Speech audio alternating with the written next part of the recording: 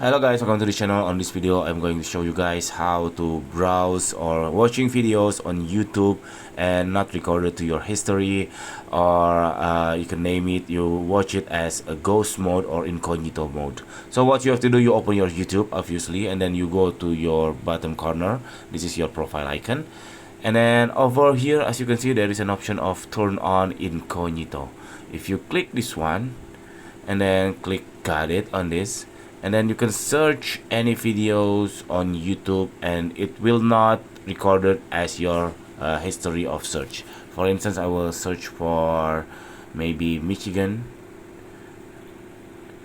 and then it will show Michigan as usual if you are or use not ghost mode. And then for this one, if I close this incognito, turn off incognito, the Michigan browse history will not showing on here. As you can see, there were no Michigan on the list as your last search history.